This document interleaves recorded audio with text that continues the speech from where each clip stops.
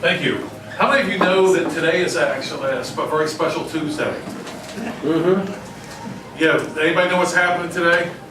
There is a primary election going on that no one cares about, or very few people care about, actually. Now, it's appropriate, and that may be, I know at least one of our Mars members who's out working and that wasn't able to be here tonight for this. But it's appropriate that we talk about the covenantal nature of reality on an election day. And the reason why that is that we're going to argue tonight that all of life is covenantal. All of life is covenantal, meaning that God himself has entered into covenant with nations and with individuals, and it doesn't matter if we agree to the terms of the covenant or not. It's his covenant, and he doesn't need us to help him make up a supermajority. Now, when we talk about the covenantal nature of reality tonight, we're not necessarily talking about the trees and the asphalt and the rocks type of a thing. We're talking about the reality that people ultimately want to know about. You see, when you get into it with someone at work or the grocery store or whatever, and you start talking about what's right and what's wrong, you start talking about, it usually often starts out with, in my case anyway, a discussion about evolution. You know, how do we get here? But that's not usually where it ends up, at least in my experience. It almost always ends up with, well, what's right? What's wrong? Says who? That is the question that every armchair philosopher is asking at the end. And of course, John shared that when we were at the Berks County Patriots meeting, what, about 5-6 months ago, perhaps. That was the thrust of our question tonight to a bunch of folks who were Tea Party members, very conservative people. What's right, what's wrong, says who? See, because if we can't answer that question, what's right, what's wrong, if we cannot answer that, then all we are is we're just a bunch of people trying to get power, right? Trying to get power over the other guys so that we can enforce our views on them, as they are trying and succeeding to enforce their views on us. Does anybody have any questions about that so far? I doubt you do. All right, good. Now, as we move on with this, I want to talk about my experience with Occupy Lancaster. Was that 2010 when we had Occupy Wall Street? Was that 10? So it's about 4 years old now. And I was able to not get to New York and Wall Street, where it was Central Park, whatever park it was. I didn't go up there. But I decided I want to do a little bit of exploring to see see what these folks were thinking. And so I got down to a little place called Occupy Lancaster. And there were some folks out in Lancaster City, along Prince Street. And they had their little tents set up. It was the middle of winter. And I knew it was the real thing because I saw one guy with a guitar. So now they know this is the real deal here. And he was singing how many times? No, he wasn't singing.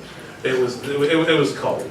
But they had their tent set up. And I'll never forget, I went there and I talked. And I think I went there twice. I think, Ryan, you were there with me one time. First time I went there, and I talked to one of the guys there, and I said, hey, I just want to find out more about what you guys are doing down here. I mean, looks like a pretty big sacrifice in the middle of winter in a tent, right? Could be home, wherever home was for some of these folks. I said, so, what are you doing? You know the first word out of his mouth was? I don't know. Actually, you're close. It was, we don't know. I said, wait a minute. I said, here you are in the middle of winter. You're part of this big movement. You know, the big boys are up in New York throwing, plastic bags full of rotten stuff at the police officers. Doing even worse stuff. Some people even, it's a big deal. And you guys are down here and you're telling me you don't know? And he said this to me. He said, no one here knows what we're doing here. No one. I said, okay. Well, I said, well, thanks for that. I said, is whoever's the big head honcho here, can I talk to him? Or her. I didn't say her. So talk to him. All right. And so and says, yeah, he takes me to the head honcho guy. And we talked a little bit. And I asked him, I said, so what are you doing? And he had a little more of a canned response. You know, we're here against corporate greed, I should say, and excessive profits, and stealing from the 99% and the 1%, blah, blah, blah. I said, okay.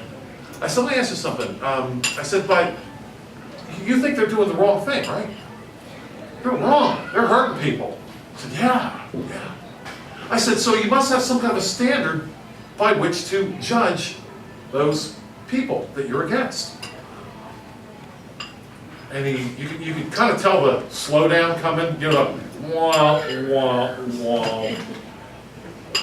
And he said, well, what do you mean? I said, well, you're saying they're wrong. And you're saying you're right, right?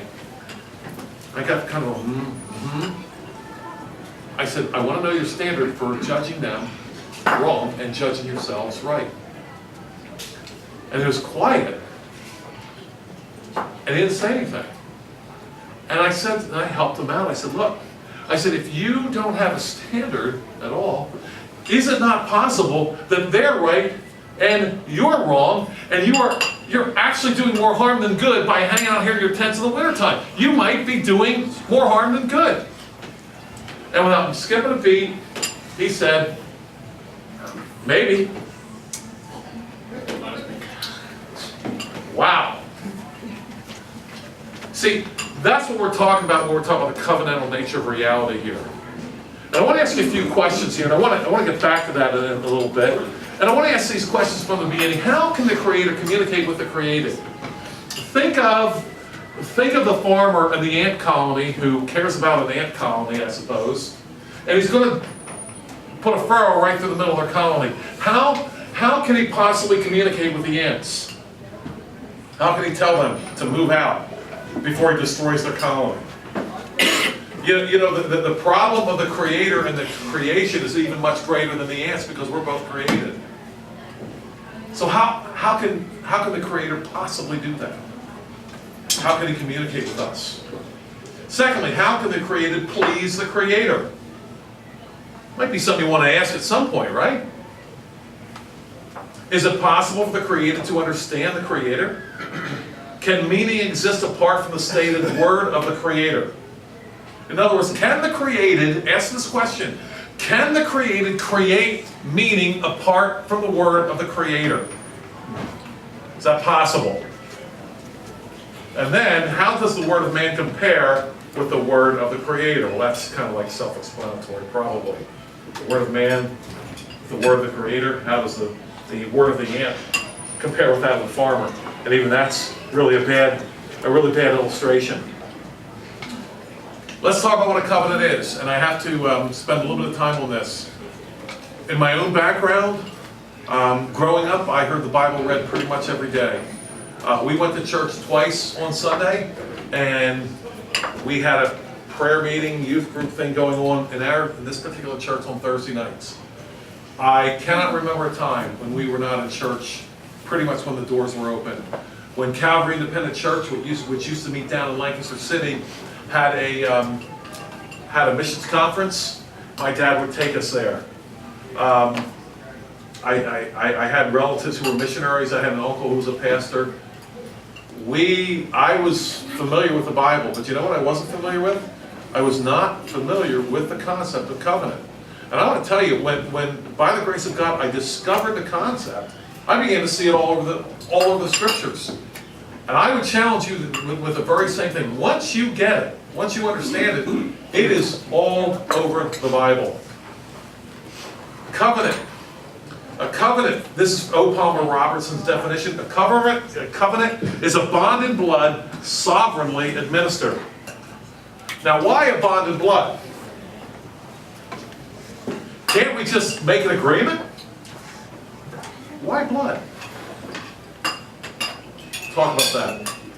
Covenants bind both the creator of the covenant and the receiver, and are not always entered into voluntarily. I've run into this with a lot of my Christian friends. And this is what they told me. They said this. They said, you know, God does not judge wicked nations because those nations have never received His law. He only holds those people who have received His law responsible to obey Him. Now, is that even close to being true? It's not even on the radar screen. I heard an elder in a Presbyterian church recently say that to me. I was like, wow. You look at pretty much any Old Testament book, and those prophets, yeah, they're railing against the children of Israel, but for the same things that heathen nations do, they are judged the same way. You see, nobody can say, well, hey, I didn't agree to your covenant, God. What possible standing can they have to say that? God gives the covenant, He creates the covenant, and He holds the recipients of it to its standard, whether they agree to it or not. And if I could just say here, perhaps as an aside, very briefly, as an aside, is that I would argue that we've lost somewhat in the modern church the idea of, a corollary to our loss of the idea of covenant, is that we have to know things, but we don't have to behave in any kind of certain way. In other words, if we just have our doctrinal statements right, we're kind of okay. It'll work.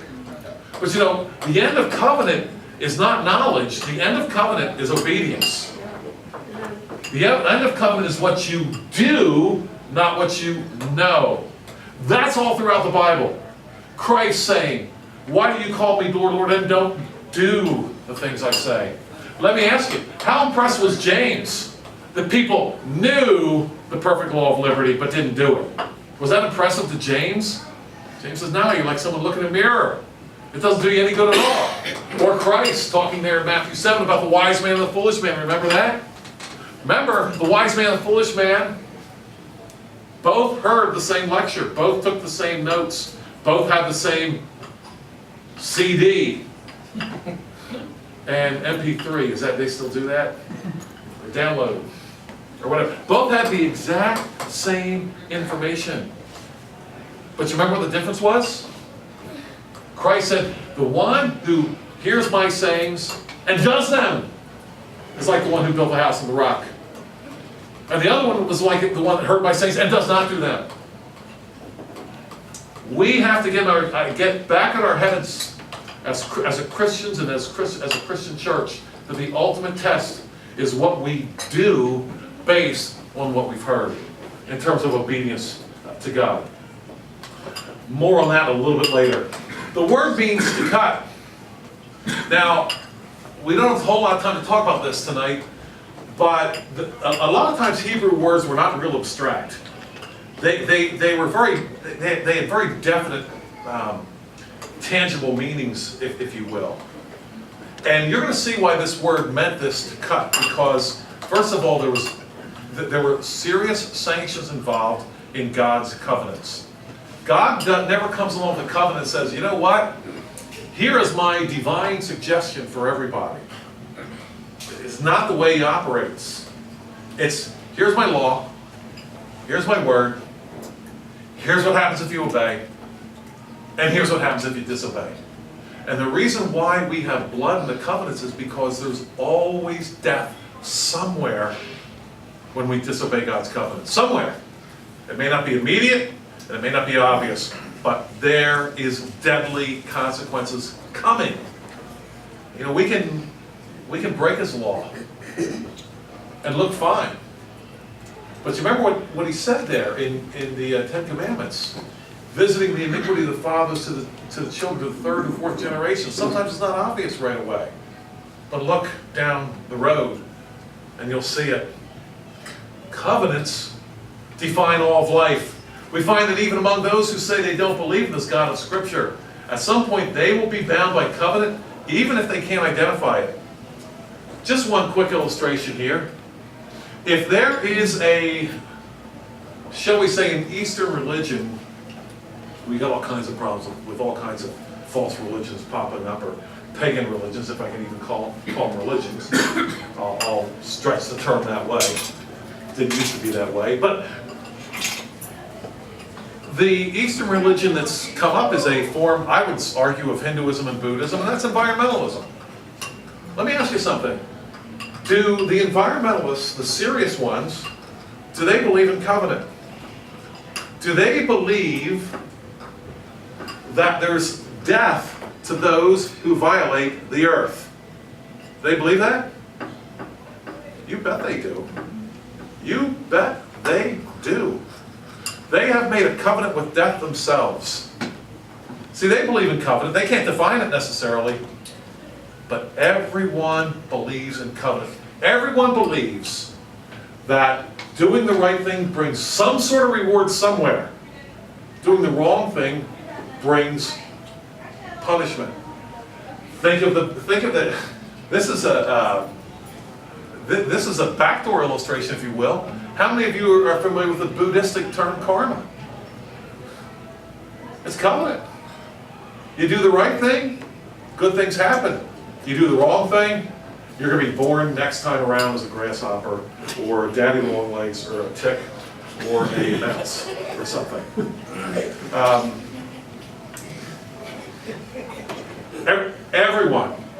Everyone believes in covenant. You're either going to be in covenant with God, or you're going to be in covenant with death. And there's really there's no third way here.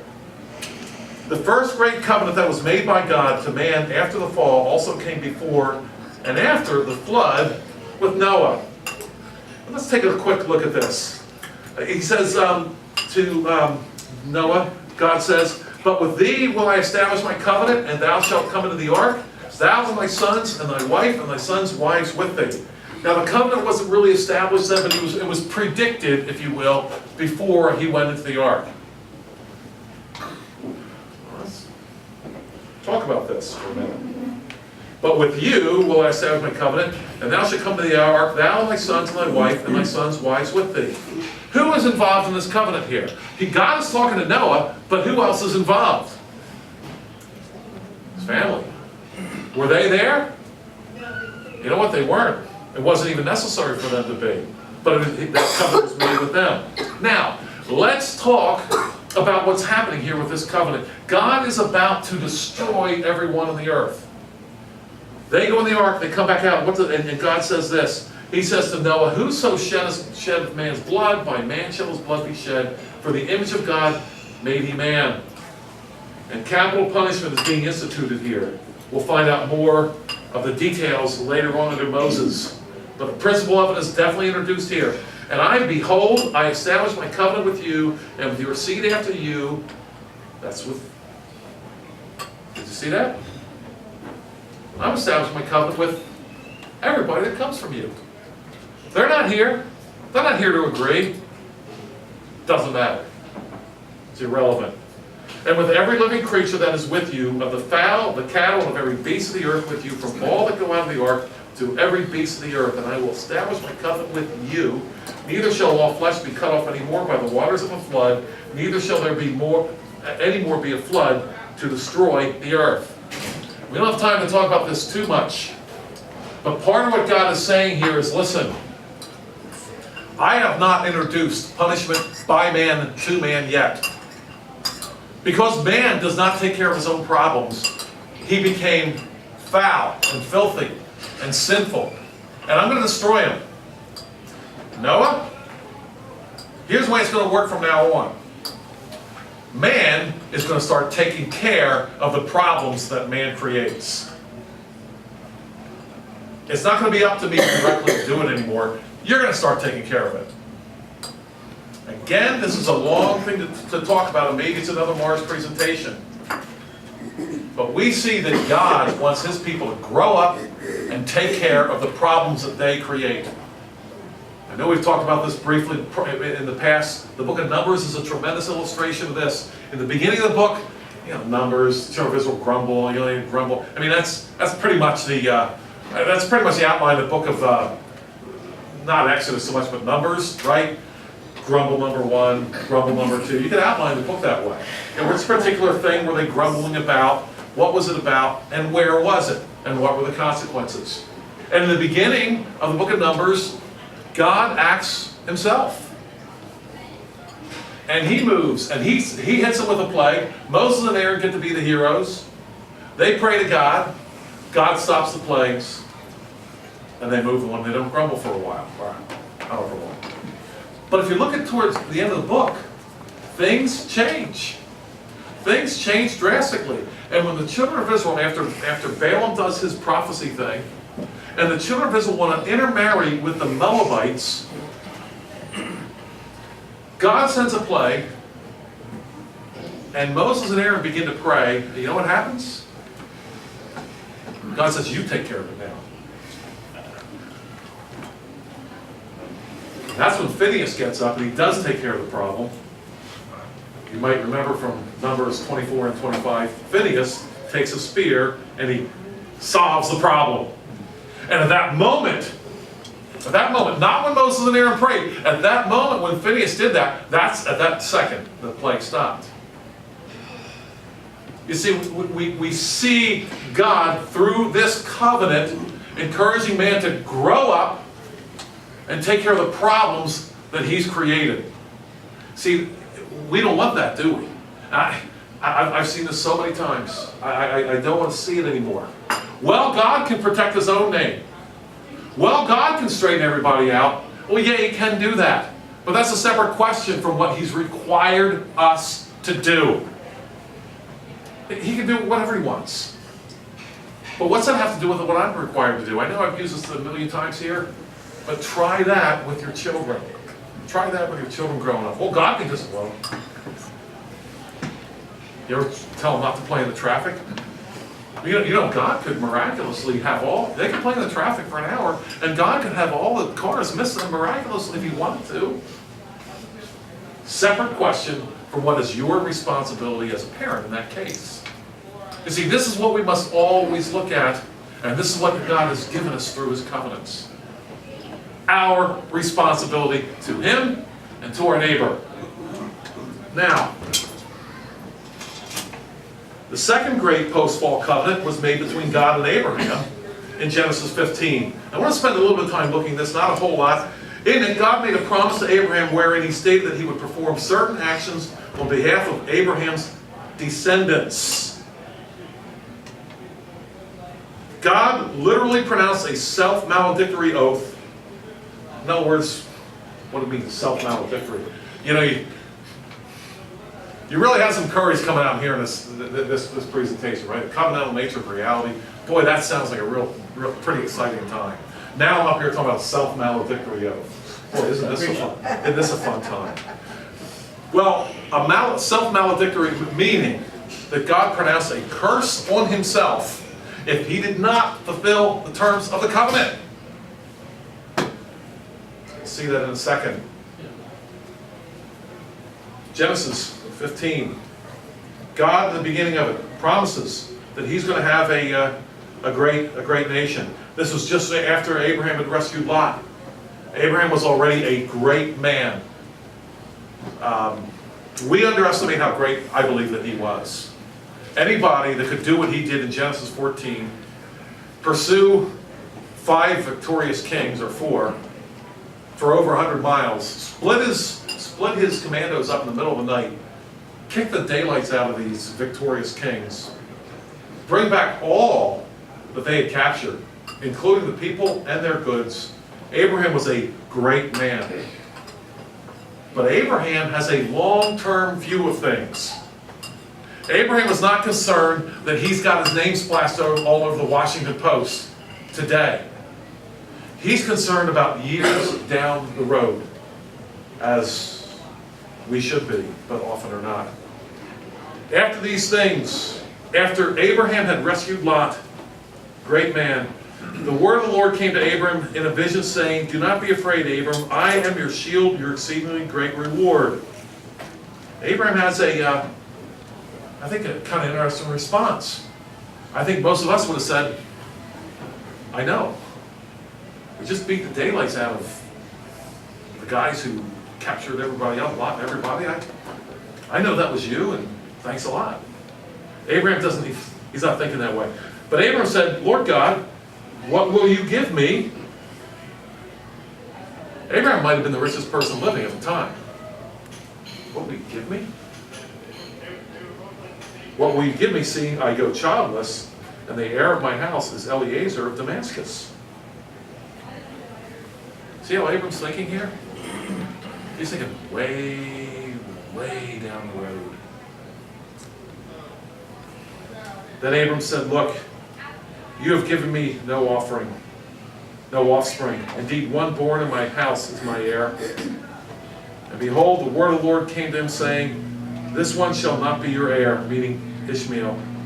The one who will come from your own body shall be your heir. Of course, Ishmael wasn't born yet, but that was a mess later on. Then he brought him outside and said, look now toward the heaven and count the stars if you're able to number them. And he said to him, so shall your descendants be.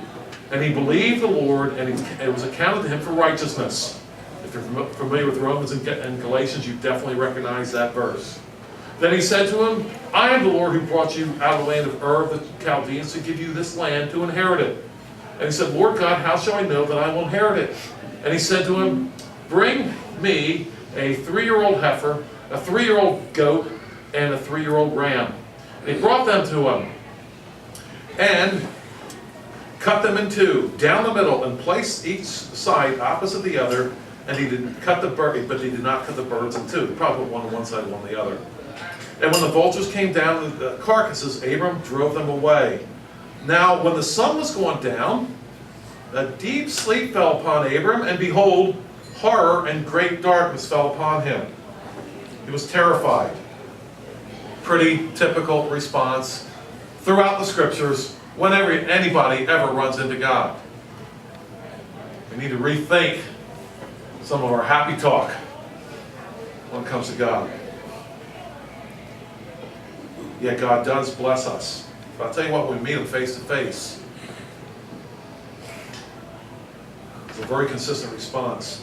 Then he said to Abram, God's talking, no, certainly, then listen to this, that your descendants will be strangers in a land that is not theirs, and will serve them, and they will afflict them 400 years, and also the nation whom they serve I will judge. Afterward they shall come out with great possessions. Now as for you, you shall go to your fathers in peace, you shall be buried in a good old age. But in the 4th generation they shall return here, for the iniquity of the Amorites is not yet complete. Okay. Statement from God. How's God going to back this up? It came to pass, when the sun went down, and it was dark, that behold, there appeared a smoking oven, and a burning torch that passed between these pieces. And on the same day the Lord made a covenant with Abram, saying, to your descendants I have given this land, from the river of Egypt to the great river, the river Euphrates. Kenites, he mentions a whole bunch of people that are going to be chased out. You see, God here is basically said this: I myself will be cut in two and die if I do not perform the terms of this covenant on your behalf. And by the way, again, Abram, it's not just with you. You, really, Abram, are going to have precious little to do with this. It's your descendants that are going to come back here after the iniquity of the Amorites is full. They're going to be afflicted. You, Abram, you're going to die pretty much at peace in a good old age. We must understand then that whatever we may think, the Creator knows best. His requirements are binding, good, and beneficial, as we saw here. God using His covenantal nature to make rules, make laws, and require behavioral obedience from His creation. Micah. Jimmy Carter made this verse famous. Some of you may remember, right, John? He has shown you, O man, what is good, and what does the Lord require of you, but to do justly, to love mercy, and to walk humbly with your God. You see, this is not knowledge here that we're looking at. This is doing. What does the Lord require of you? Well, yes, we know that we must know His Son. And we're useless without knowing His Son, without believing in His Son, without recognizing that sacrifice and believing in it, and believing in Christ. Okay, good. This is where a lot of us perhaps fall off the track. Well, what are we supposed to do with the rest of our lives? Justice, mercy, walk with God.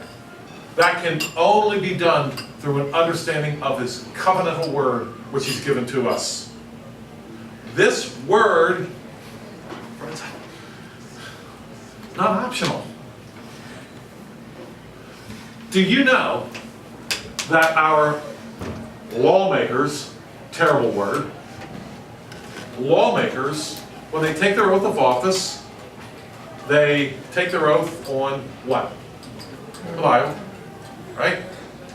What does the Bible look like when they take their oath? Does it look like this or does it look like this? Looks like this, right? Nice closed book. Wasn't always that way. Used to be, it was open. Can you guess what it was open to? This verse? What's that? This verse? Good. That's a great guess. Excellent guess. That's what I would have guessed. It's wrong. It's not right though. But Ten Commandments is very close. John. Deuteronomy 28. Deuteronomy 28 and 29. Deuteronomy 28 and 29 outlines the blessings and the curses for obedience to God's covenant, and the curses for abandoning his covenant. It used to be they would take an oath based on Deuteronomy 28 and 29, calling on God to bless them as they obeyed his covenant, and calling on him to curse them if they did not. All life, all of life, covenantal. Well, let's ask though. But what do we mean binding, good, and beneficial? We say that God's covenant binding, they're good, they're beneficial. And once again, by what standard? The answer is by covenant, more specifically the covenant of Sinai, which began. There, stipulations are laid down that include both rewards and punishments. Rewards and punishments are part of every covenant, be it a covenant of and from God, the Creator, or of man, the created. Listen to Exodus. And God spoke all these words, saying, I am the Lord your God who brought you out of the land of Egypt, out of the house of bondage. You shall have no other gods before me. Okay. All right. You shall not make for yourself a carved image, or any likeness of anything that is in heaven above, or that is in the earth beneath, or that is in the water under the earth. You shall not bow down to them, nor serve them, for I, the Lord your God, am a jealous God, visiting the iniquity of the fathers upon the children. The third, oh, here we go with the sanctions. Didn't take long to get there. If you disobey my covenant, and if you try to make of me a carved image, as if I can be limited to a body, one that you dreamed up, if you do that, I will visit iniquity to the third and fourth generations on those that participate in that wicked action. We didn't look at it, but you may or may not recall what God says at the very beginning of the Ten Commandments. He doesn't start out with, you shall have no other gods before me. That's the way we often memorize it, isn't it? When we're trying to teach maybe our children the Ten Commandments, you shall have no other gods before me. But it doesn't start out that way, does it? It starts out with, I am the Lord your God who brought you out of the land of Egypt, out of the house of bondage. You shall have no other gods before me. God is saying right there that I have the authority and the ability to enforce my own covenant. Understand that first, because they had to know that the Egyptians had a gazillion gods, as all those ancient cultures did. They were all polytheistic, all of them. And none of those gods could have done what this God did to get them out of Egypt. And that's what it starts with, a recognition of that God, as opposed to all the other gods that are unable to get them out of Egypt. But look at this. But showing mercy to thousands, to those who love me, keep my commandments. So we have, in the covenant, once again, we have the rewards and we have the punishments. It's all of life, my friends. It's your job, rewards, punishments. It's your marriage. It's everything. The covenantal nature of reality. We will now cite some examples that apply the covenant of Sinai and made directly with Israel, but applying to all of humanity. We'll talk about the ancient past at Sinai. We'll talk about the recent past. A couple names there you might recognize. And then we'll talk about more in the present, a name there that you probably won't recognize. We have to talk very quickly here about these about these examples because we want to give some examples, if you will, of obedience and disobedience that are first in the Bible and then post-Bible. Sinai, we just talked about that a little bit. What we didn't talk about was the fact that that when God gave His covenant at Sinai, it was given as an example, as Moses states later in the book of Deuteronomy, to all the earth. I had a pastor tell me one time, true story. He said to me, he said, only the Israelites were responsible to obey the Ten Commandments. I said, how do you figure? He said, well, he starts out by saying, I'm the Lord your God who brought you out of the land of Egypt, out of the house of bondage. He didn't bring anybody else out, so they were the only ones that were responsible to obey the Ten Commandments. I said, all right. I mean, that sounds like a pretty good answer for a theological lecture in a pristine seminary class in an ivory tower somewhere. But of course I had to ask. I said, well, I'll tell you what. Here comes Jonah. Speaking of blessings and cursings, how's this for a curse? You all got 40 days. God's going to wipe the earth with this place. He's going to destroy you. They all repent. Even the king. I mean, everybody repents. And God spares them. So I asked my pastor friend, I said, so, we know that God delayed the judgment of Nineveh for about 100 years. If you want to see what ultimately happened to Nineveh, read the book of Nahum. Jonah and Nahum are kind of twins, if you will. Jonah at the beginning, Nahum pronounces judgment on the end because they turned back to their wickedness, unfortunately, sadly for them. But I asked my pastor friend, I said, so, since the Ten Commandments only apply to the physical descendants of Israel, what do you think these Ninevites were supposed to do in that 100 years? The Ten Commandments are off the table.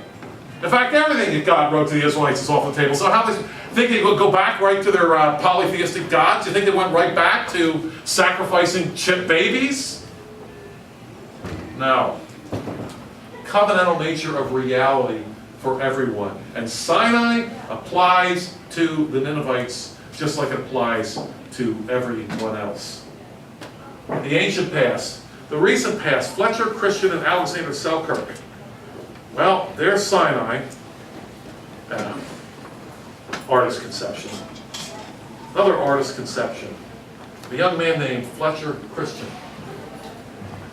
Now, you Mars guys are off the table here. Anybody else recognize that name? Fletcher Christian? Probably not. Thank you, Joan. What is it? Mutiny on the Bounty. Mutiny on the Bounty, yes. Artist conception here of young man Fletcher Christian. If you're familiar with the Mutiny on the Bounty was the most famous case of a mutinied ship in all of English maritime history. And that's saying something, because the English has some serious maritime history. Fletcher Christian led a mutiny against the captain, whose name was Captain Bligh.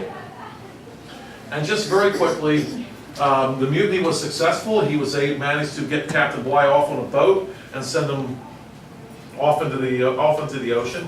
Captain Bligh miraculously made it back to England. That's kind of beside the point. Of course, Fletcher Christian knew that if he was ever found out, discovered, he would be hanged as a mutineer. It'd be a very short trial and a very probably short death. He took a ship back to Tahiti, where they had come from. He picked up some native men, and perhaps more importantly, some native women. And with his group of about 22 people, sailed off to find an island. It was called Pitcairn Island, and they settled there. They took all their supplies off the boat, which would have been considerable, to start their little colony. What do you think? Off to a bad start? Off to a good start? I mean, you got the supplies off the ship, You're in a South, I didn't mention, you're in a South Sea island, pretty much east, if you will, of Chile, Argentina area there. So you don't have really too bad weather for the most part. Most of the part the weather's pretty good. You have supplies. You have all the means of creating a pretty decent colony. Well, let's talk about another guy. This is the best I could do. You won't recognize him. That's a statue of a guy that actually never existed. How many of you are familiar with Robinson Crusoe? Yeah, this is supposed to be a statue of poor Robinson there, looking for an English ship, had enough on his island. Robinson Crusoe, of course, did not exist. Daniel Defoe created a character, but many people believe that Robinson Crusoe was created from a real character whose name was Alexander Selkirk. I hope you remember that name. Alexander Selkirk was also marooned on an island about 80 years before the mutiny on the Bounty. Alexander Selkirk wound up by himself with very few supplies on an island because he got in a disagreement with the captain over the seaworthiness of the ship. And you would have to really believe that the ship was pretty bad to say, you know, I'd rather be on that deserted island than on this ship anymore. But that's what he believed. Turns out Alexander Selkirk was correct. Because later on the ship wrecked, and most of the, not all hands, but most of the hands were lost. Now, he had very few supplies. He's by himself on a ship here. He has a little bit of gunpowder, a few tools.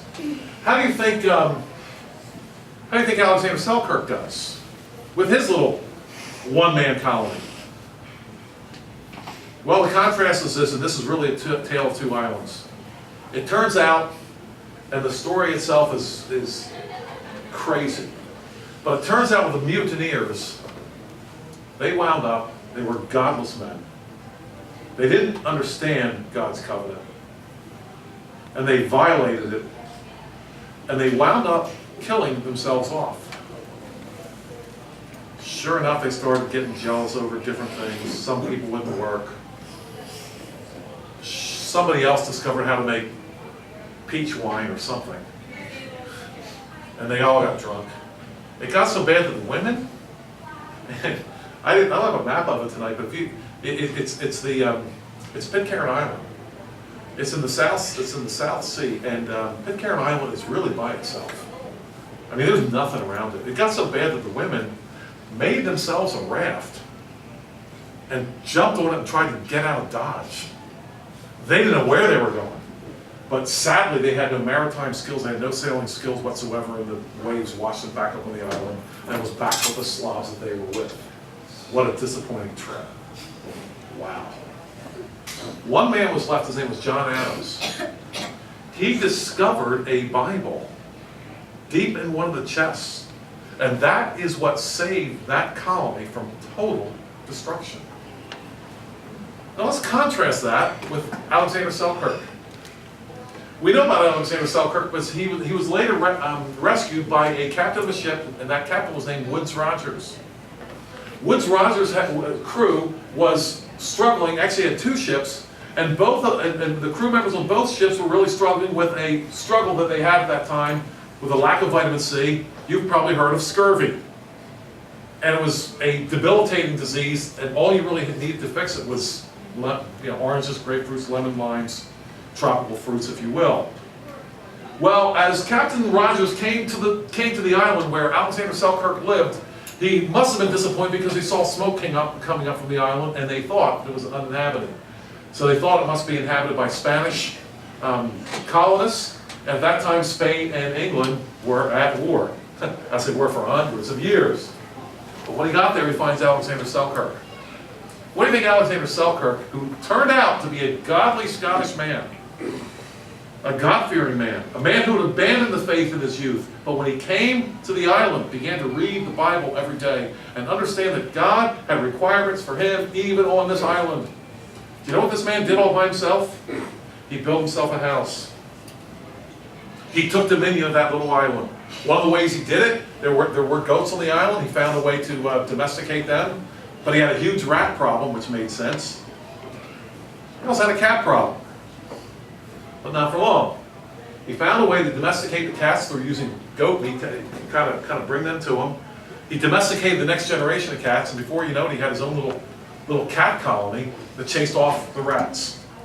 And when these two ships came to this island in 2 weeks because of what Alexander Selkirk had done, built up his own, just one man, building up a civilization, one man, they were able to leave healthy and full in just 2 weeks. Do you get the difference? The difference between a covenant keeper and covenant breakers. There's a lot more that could be said about that. Alexander Selkirk later on became a navigator and lived a long and very fruitful life. This next man, somebody recognizes him, I'll bet. William Carey. I just want to read just briefly about what he was able to do there in India. A cobbler, a shoemaker. He comes to India, and it was such a bad place that many of the believers back in India said these people are too far gone. This was prior to Charles Darwin, but there's still evolutionary thinking prior to Darwin. You can believe that. And there were people who said these people are like animals. William Carey, you're wasting your time. William Carey introduced, and I don't have time to read it all, he introduced forestry, he introduced the study of history, which they literally did not have. The great Indian era had ended really in the 11th century AD, and they made no progress really in 800 years until William Carey came around. Introduced bookbinding. He introduced language study. You know what he ended? Some of you know this.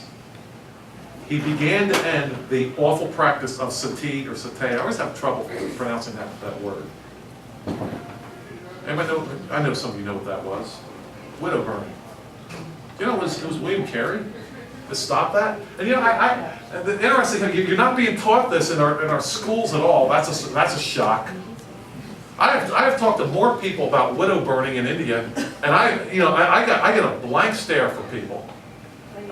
It's just, you mean they? All the time. Sure they did. That's what they did. And the idea was, the Hindu religion, hey, the husband dies, he's going to need a wife in the next life. Go out and do the right thing. Burn the wife along with all your other possessions. And they did this. William Carey talks about the fact that one time he saw, it was a polygamous situation, and one man died. They had over 30 wives. And another horrible thing that happened that he saw, and he spoke out against it, and he wrote back to England and said, this has to stop.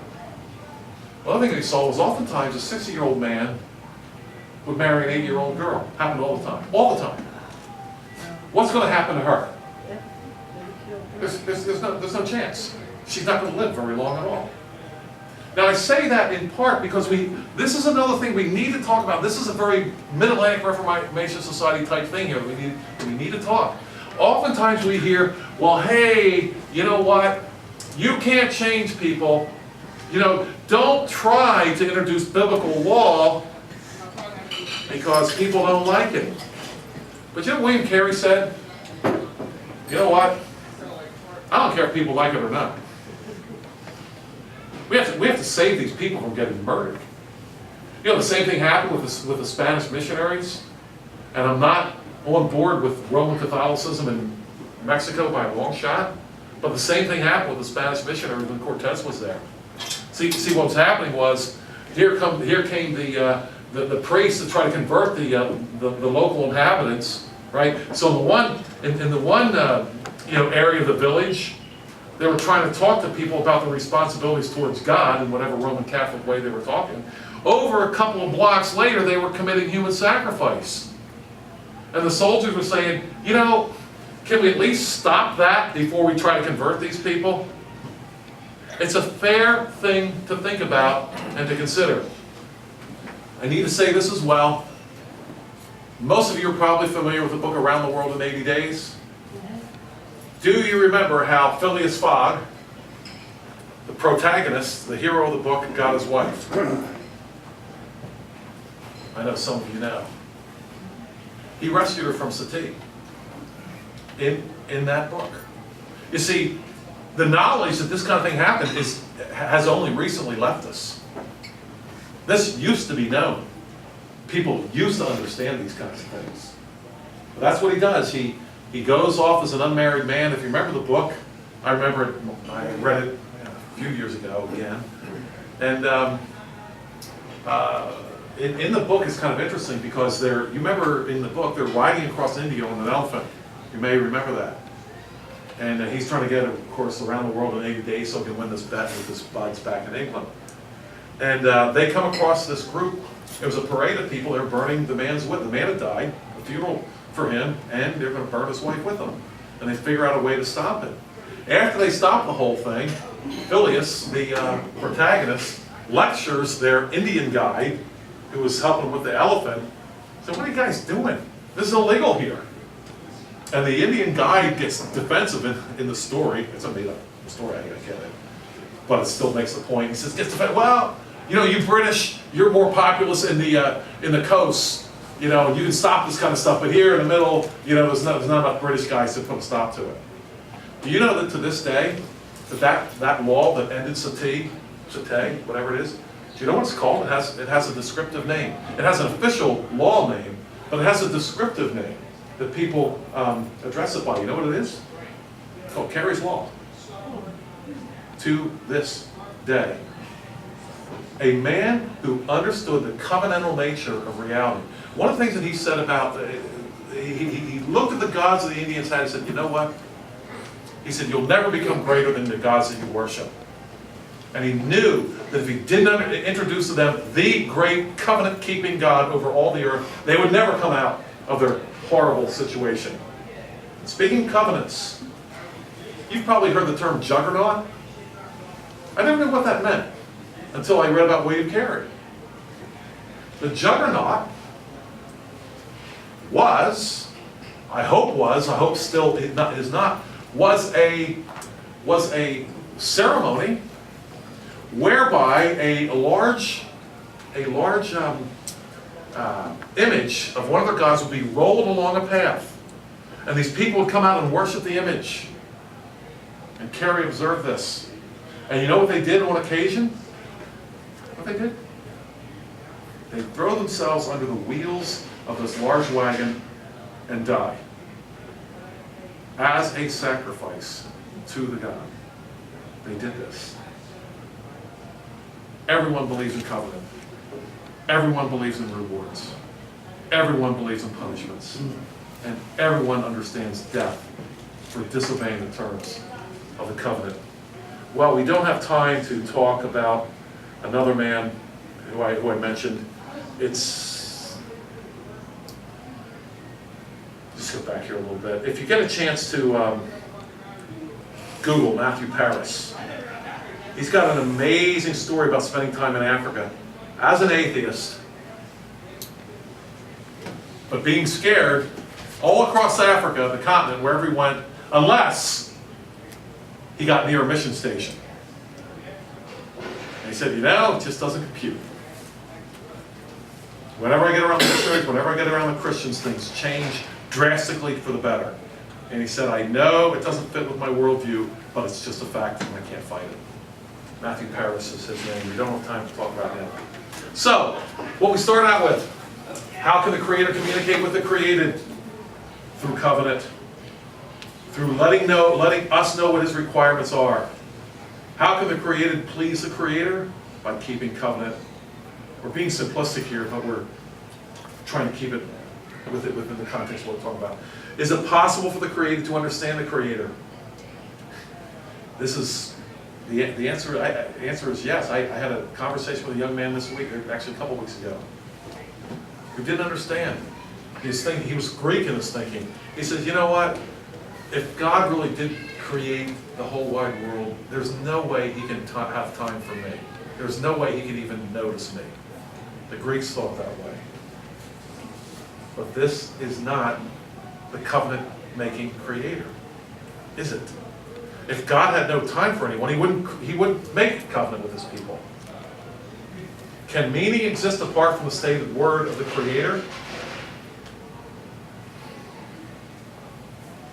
Clearly not. And how does the word of man compare with the word of the Creator? Self-explanatory. Thank you very much for your kind attention tonight.